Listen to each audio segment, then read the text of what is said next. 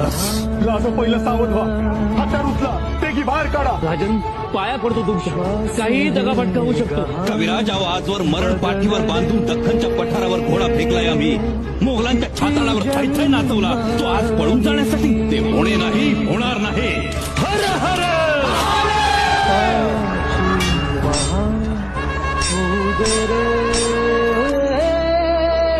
एकदा तरी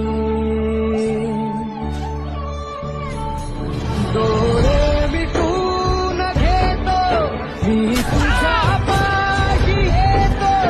डोळे मिटून घेतो. तुम्ही आमची काळजी करू नका. स्वराज्याला तुमची गरज नाही. तुम्ही निघा.